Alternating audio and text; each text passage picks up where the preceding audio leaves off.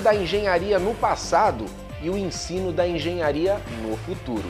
Este foi o tema da entrevista do Jornal do Engenheiro nesta edição. Para conversar conosco, recebemos José Roberto Cardoso, diretor da Escola Politécnica da USP e também coordenador do Conselho Tecnológico do Sindicato dos Engenheiros. E também, veja mais. A reportagem da semana realiza a cobertura da 4ª Jornada Brasil Inteligente, da CNTU. E agora, a sessão no ponto. Hoje nós discutimos muito segurança no trabalho, nós falamos muito nessa questão. Falamos que a cada minuto tem um acidentado. Nós falamos que há necessidade premente de nós discutirmos a questão da segurança de uma forma bastante eficaz. Por isso nós falamos muito do engenheiro de segurança do trabalho. A engenharia de segurança do trabalho é um fator primordial para que as empresas tenham consciência, tenham métodos, apresentem propostas e discutam claramente o acidente do trabalho. Nós temos que tratar antecipadamente para que não ocorra. Então nós temos que ter a forma preventiva, nós devemos discutir métodos, nós temos que discutir oportunidades, temos que discutir com a engenharia de segurança.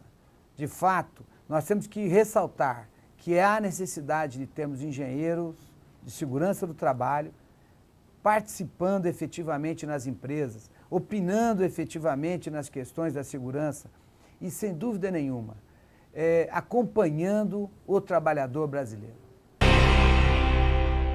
Dando sequência ao Jornal do Engenheiro, estamos recebendo uma visita muito especial. Aqui no nosso estúdio, José Roberto Cardoso, que é diretor da Escola Politécnica da USP e também coordenador do Conselho Tecnológico do Sindicato dos Engenheiros no Estado de São Paulo.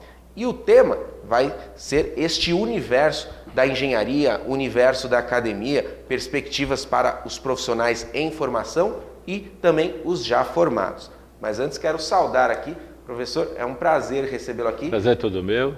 E quero agradecer porque sei que a sua agenda é bastante atribulada. Então eu sei que ao nos atender hoje foi com bastante esforço. Aí eu quero agradecer. A nossa agenda é complicada. Atualmente estamos trabalhando muito. Essa que é a realidade. Perfeito, perfeito. Professor Cardoso, começar esse nosso papo talvez pelo assunto mais atual. Uma efeméride muito importante. A Escola Politécnica da USP, que forma há 120 anos engenheiros, né? E que não atuam só na engenharia, ou seja, grandes políticos, grandes personalidades aí, pessoas que contribuíram para o desenvolvimento do país, foram oriundos da Escola Politécnica. E ao aniversário este ano, ela comemora 120 anos de fundação. Falar um pouquinho da importância deste marco e que coincidiu com a sua gestão. Exato. Eu fiquei muito orgulhoso e contente por ter participado exatamente dessa efeméride aí, que é a comemoração dos 120 anos da Escola Politécnica. A Escola Politécnica foi criada por Paula Souza em 1893 com o objetivo de dar suporte à indústria paulista que estava nascendo naquela época. Nós tínhamos várias indústrias e ele identificou que nós não tínhamos profissionais. E de modo que ele fez um esforço muito grande para criar uma escola de engenharia para formar recursos humanos de qualidade para que a nossa indústria pudesse se desenvolver. Foi de fato uma visão de estadista naquela época, né, em que se pensava apenas na agricultura. No entanto, a Paula Souza já pensou na indústria paulista. Quer dizer, foi a partir daquele momento que a indústria paulista de fato começou a adquirir a sua importância no cenário brasileiro, né? Que depois se refletiu evidentemente no cenário internacional. A Escola Politécnica, então, com esse DNA criado por Paula Souza, nos deixou muito ligados às empresas. A Escola Politécnica tem uma conexão muito grande com o setor produtivo. Realiza trabalhos de projetos de pesquisa, desenvolvimento de novos produtos, desenvolvimento de novos processos industriais, ferramentas computacionais, enfim, uma série de atividades, né, para dar suporte justamente à indústria que nós temos no momento, seguindo aí a linhagem de Paula Souza. Quer dizer, é por isso os nossos professores, eles se sentem realizados, sobretudo quando o seu trabalho é aceito pela empresa. É esse o nosso objetivo. Então, nesses 120 anos, nós vamos destacar esse ponto.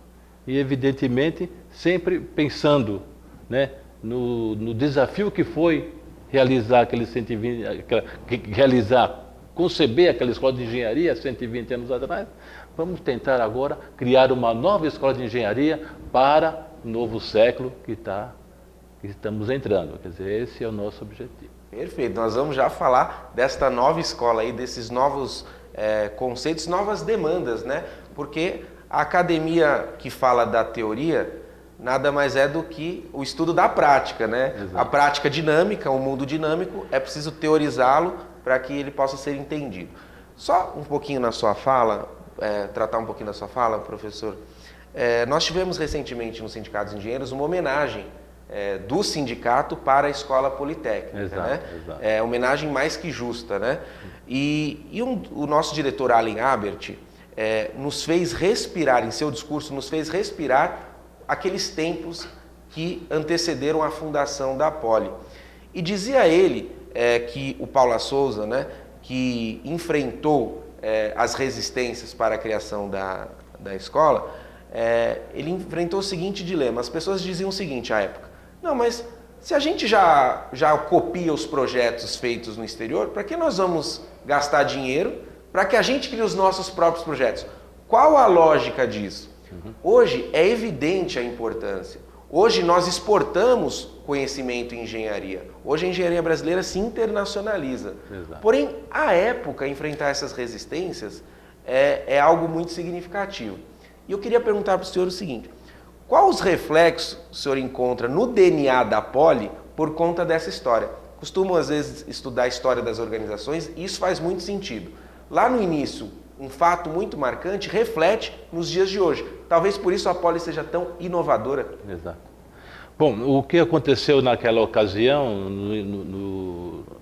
no final do século XIX, o Brasil importava até tampa de bueiro da Inglaterra. Quer dizer, Paula Souza não se sentia bem com esse cenário. Ele queria ter uma indústria que atendesse às necessidades básicas da população. Então foi justamente esse o anseio que estava em sua cabeça para criar essa escola. Mas ele não se reteve apenas a essa atividade. Ele percebeu que precisava ter ações políticas para que essa indústria crescesse. Por essa razão também se tornou um político. Foi deputado, foi ministro, justamente para incentivar a indústria, sabendo que agora já tinha um suporte tecnológico por trás. Isso veio daquela época. Agora, pensando no cenário atual, o que nós temos? Uma quantidade razoável de novos projetos em andamento e, por um período muito grande, nós ficamos sem projetos de desenvolvimento e a engenharia passou por um cenário realmente crítico, que foi a década de 80, parte da década de 90.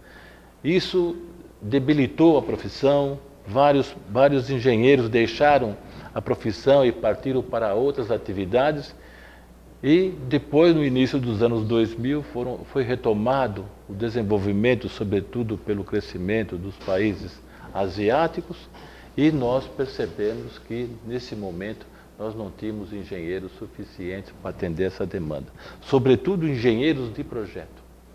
Porque o Brasil ficou muitos anos sem projetar nada.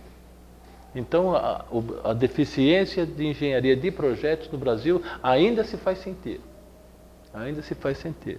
Há muito tempo, não muito tempo atrás, os projetos de um navio nós comprávamos do exterior. Vinha aqui, já mandava pela internet um projeto pronto, a gente apenas construía esse navio, né? Nós antigamente fabricávamos trem, até pouco tempo, esse trem vinha em papel celofane aqui para nós não fabricávamos mais esse trem. Então nós estamos com esses gaps ainda tecnológicos que precisam ser supridos.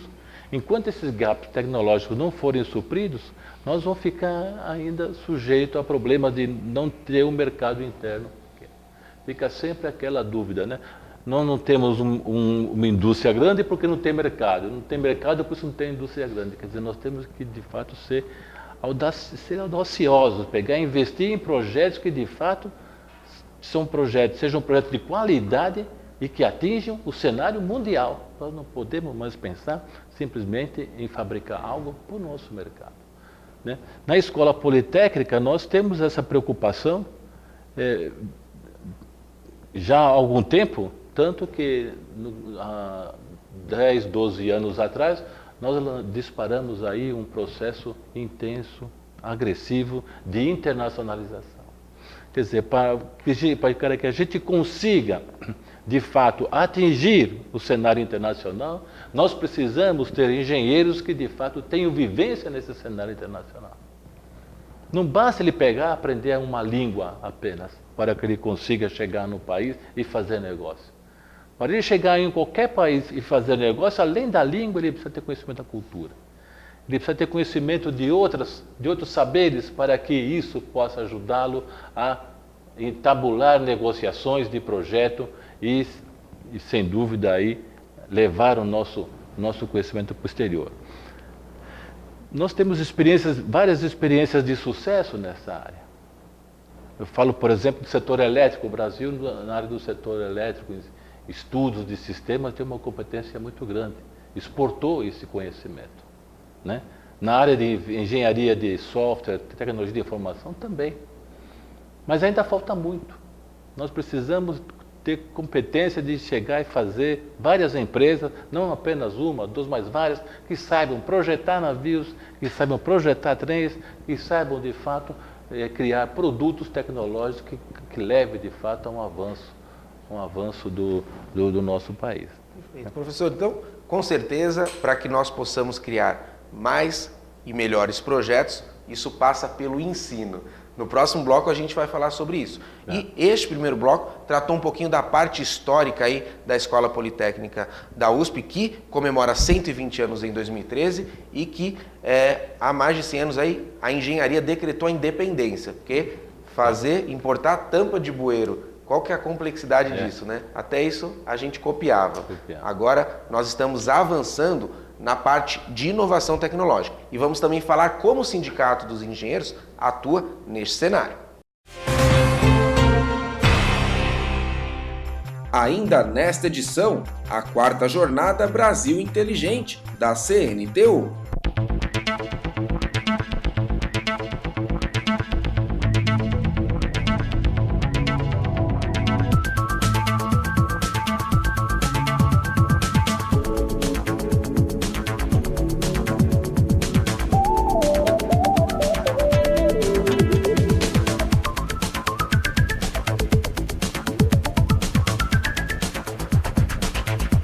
O Jornal do Engenheiro publicou.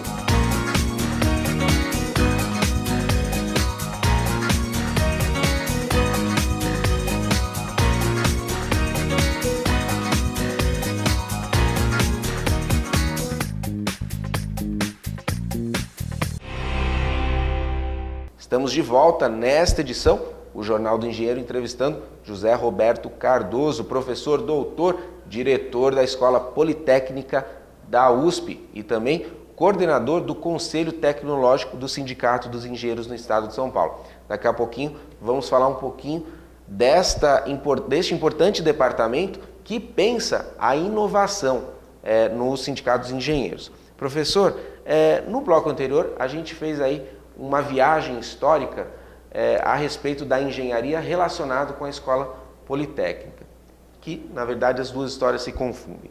Engenharia e Escola Politécnica. Neste bloco, falar um pouquinho da importância do seguinte, diante dessas necessidades de se projetar mais e se projetar melhor, como que ficam as perspectivas do estudante de engenharia? Qual é o horizonte que ele contempla e como deve ser o ensino ideal? A engenharia mudou muito, como você deve saber. Ela era uma profissão essencialmente tecnológica no passado. Os engenheiros trabalhavam isolados. resolvendo os seus problemas, calculando os seus projetos, enfim. Alheio ao mundo. Alheio ao mundo. Os engenheiros ficavam cada um no seu gabinete ali, projetando, desvinculado do marketing, desvinculado da produção, desvinculado do setor de compras, vendas, enfim, era um ser isolado, vivia em uma ilha nas empresas. A engenharia agora não permite mais um profissional com esse perfil. Quer dizer, o perfil do profissional agora de engenharia tem que ser um perfil bem aberto, no sentido de que, além dele ter uma boa formação de engenharia, ele precisa ter uma excelente formação em comunicação, ele precisa saber falar, ele precisa saber coordenar uma equipe, porque não se trabalha mais sozinho, de modo que o engenheiro precisa adquirir outras habilidades que no passado não era necessário. Uma delas, como eu já comentei, ele precisa saber fazer, por exemplo, uma apresentação bem elaborada para que ele consiga, de fato, impor suas ideias.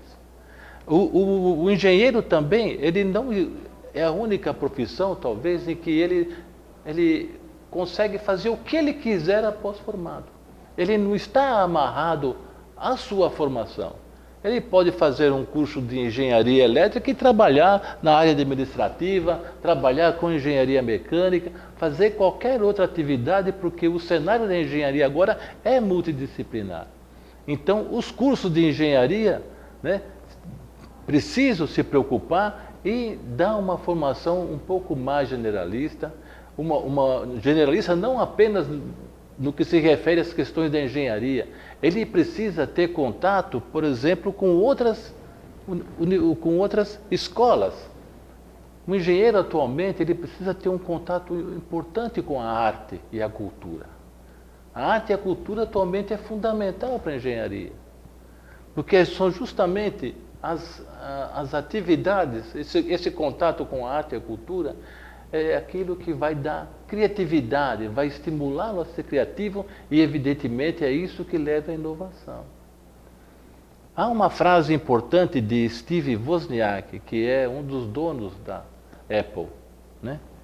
Ele fala, fazer engenharia com arte é difícil, mas é assim que deve ser.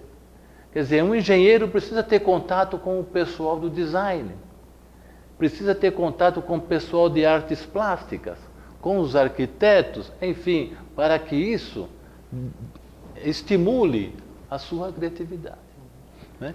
Então, um dos projetos importantes da Escola Politécnica foi justamente a criação de um laboratório de inovação, cujo objetivo é juntar esse povo todo em um único ambiente, um ambiente lúdico que eles, em contato, comecem a criar. Quer dizer, é isso que ocorre em todas as grandes universidades do mundo.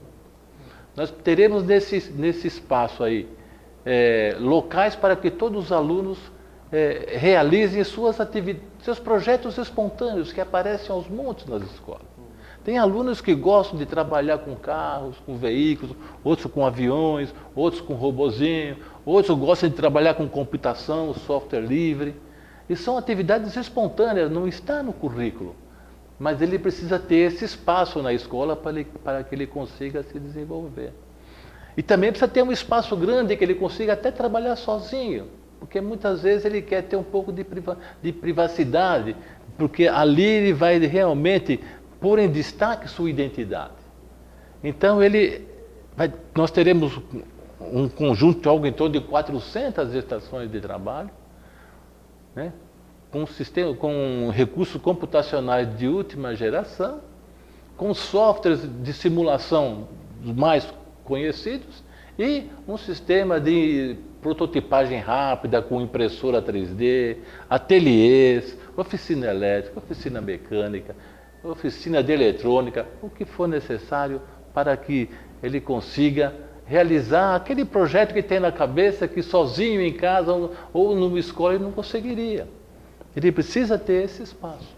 Então a engenharia agora, ela está se moldando de forma em que o aluno passa a ter uma inserção muito grande em outras profissões. Perfeito. Instantes finais dessa entrevista no Jornal do Engenheiro, não gostaria de terminar sem citar a sua observação nos bastidores, professor, que é a assunção aí à presidência de uma grande companhia aérea, que é a TAM, da engenheira química Cláudia Sender. Ou seja, um exemplo prático, o mercado de trabalho aí mostrando, evidenciando que a formação do engenheiro, sendo multidisciplinar, conquista resultados. Uma engenheira química na parte de administração, e não é a primeira passagem dela nesse setor, né? A TAM ia contratar uma pessoa que nunca tinha passado por um cargo do tipo. Ou seja, é um reflexo aí da importância do profissional da engenharia em diversas áreas. Exato. Quer dizer, isso nós comentamos agora há pouco. Quer dizer, o engenheiro é o único profissional que, ao sair da escola, ele consegue fazer o que ele quiser. Ele tem formação suficiente para seguir qualquer carreira. O caso da Cláudia é típico. É uma engenheira química formada na Escola Politécnica há pouco mais de 10 anos. Está aí no posto máximo de uma empresa como a TAM. Quer dizer, da engenharia química ela não precisou estudar profundamente as técnicas da administração e da gestão de uma empresa desse porte. Mas, no entanto, a formação que ela teve permitiu que ela se tornasse audaciosa, investisse em sua carreira até atingir esse posto. Mas mais importante ainda é que é uma mulher. A engenharia atualmente ela está muito mais feminina do que era no passado. Nós temos muitas mulheres que fizeram engenharia e estão em posições de destaque na tecnologia nacional.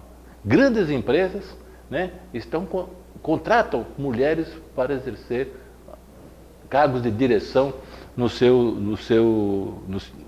na sua cadeia de comando. Quer dizer, eu fiquei muito satisfeito com essa indicação da Cláudia para a presidência da TAM, para mostrar aos meninos, para mostrar aos futuros engenheiros, que o importante é fazer um curso de engenharia bem feito. Ao sair, ele vai conseguir seguir a sua carreira da forma que ele quiser. Diferentemente, por exemplo, de um dentista. O dentista vai ser dentista. A vida inteira será dentista. O engenheiro vai ser o que ele quiser. Ele não vai ficar amarrado na sua profissão. Ele vai ter liberdade para ser feliz. Perfeito. E fazer os outros felizes. Exatamente. Né? Nós recebemos neste programa o José Roberto Cardoso, diretor da Escola Politécnica da USP, coordenador do Conselho Tecnológico dos Sindicatos de Engenheiros e um grande pensador aí do nosso país, que nos deu a honra de estar conosco. Professor, eu quero deixar a câmera aberta para suas considerações finais.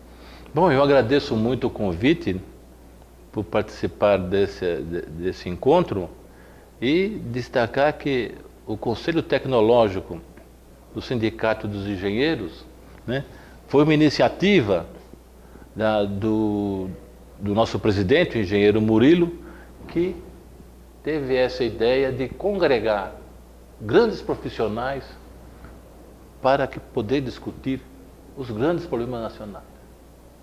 Nós temos vários grandes pensadores da engenharia, sobretudo, mas eles ficavam cada um dando suas opiniões isoladas. Agora isso não está num grupo, mais de 200 pessoas fazem parte desse Conselho Tecnológico. Então é uma pluralidade de ideias muito grande, que de fato, né, nos dá uma segurança de que as opiniões que nós emitimos são opiniões válidas, que qualquer governo, qualquer estadista, qualquer dirigente pode assumir aquilo como uma bandeira para tentar resolver seus problemas. Perfeito. E estes debates importantes, tal como os que ocorrem no Conselho Tecnológico, estão presentes nos veículos de comunicação do Sindicato dos Engenheiros, que também expressam, que também refletem estas discussões. Se você perdeu algum trecho desta entrevista ou quer acompanhar outros assuntos, acesse o nosso portal na internet e lá você vai ter acesso a toda a nossa videoteca. E esta edição que você acompanha do Jornal do Engenheiro não termina aqui. Fique conosco. Curta a página do CESP no Facebook. Fotos, vídeos, eventos à sua inteira disposição. Interaja! Dia 24 de maio, ocorreu a 4ª Jornada Brasil Inteligente. um evento promovido pela CNTU. O objetivo? Pensar o Brasil. Agora nós temos a missão, o legado, exatamente de poder concluir a nossa independência. A nossa independência de 1822 ela precisa ser concluída e nós acreditamos que essa conclusão ela tem que vir com a questão de que todos os brasileiros, nós temos que horizontalizar o conhecimento e o saber a todos os brasileiros e aos 12 milhões de profissionais de nível universitário. A Federação Nacional dos Farmacêuticos está trazendo, juntamente para as demais categorias da nossa Confederação Nacional dos Trabalhadores Universitários Regulamentados, uma proposta importante de uma envergadura muito grande que envolve uma discussão internacional, que é o uso correto, o uso racional dos medicamentos. Com isso, nós pretendemos trazer para as demais categorias e para a sociedade em geral o desafio de fazer com que o Brasil, que é o 5º país do mundo em consumo de medicamentos, seja um país do uso racional, do uso correto do medicamento. Na ocasião, foi lançada a 2ª edição da revista especial Brasil Inteligente.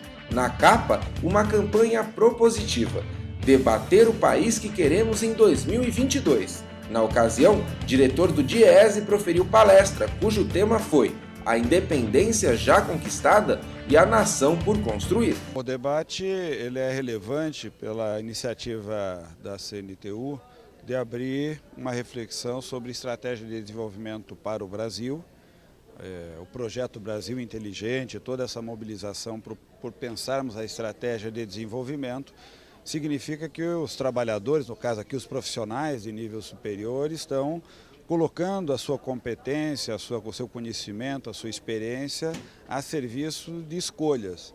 A estratégia, na verdade, é escolher caminhos diante de alternativas, mas também diante das necessidades. Qual é o melhor caminho para que nós tenhamos a melhor performance para chegar no resultado que nós queremos?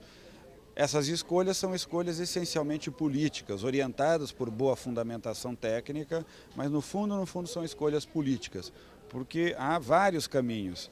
Qual o melhor? A escolha é política, o debate é um debate que visa iluminar essas escolhas e creio que a CNTU está de parabéns por essa iniciativa, porque ela qualifica o debate, dá oportunidade aos dirigentes de participarem desse processo de reflexão e oferece uma contribuição para o Brasil. Também falou aos presentes Márcio Pochmann.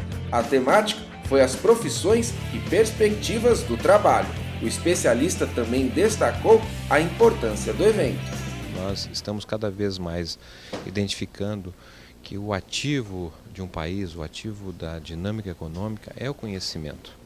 E esse conhecimento pressupõe um conjunto de decisões que visam, inclusive, romper com práticas que nós temos até hoje, em que, basicamente, quem estuda são as crianças e adolescentes, né?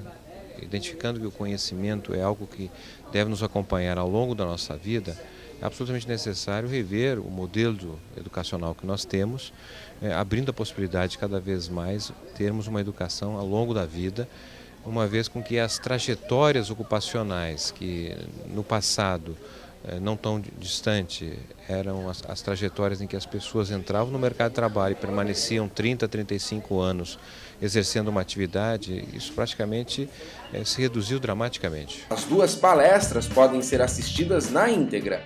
Basta acessar o site da CNTU. É importante compreender que estamos passando por um momento rico de transformações, de mudanças, e aí os sindicatos, as federações e a CNTU, a confederação, têm um papel fundamental. E um evento dessa natureza, por si só, já diz, onde você tem palestrantes de alto nível que vêm mostrar o que a CNTU pensa, o que a CNTU quer, o que ela tem de proposta para os nossos sindicatos. Nós temos que projetar esse país lá na frente, imaginar o que é que nós queremos desse Brasil e começar a tomar hoje decisões estratégicas para chegar lá em 2022 com esse nosso pensamento organizado e colher os frutos das ações que a gente vai tomar no momento atual. Além disso, na ocasião tomaram posse 100 novos integrantes do Conselho Consultivo da CNTU. Esse evento é fundamental para o nosso crescimento profissional, intelectual e pessoal. É fantástico, eu estou adorando.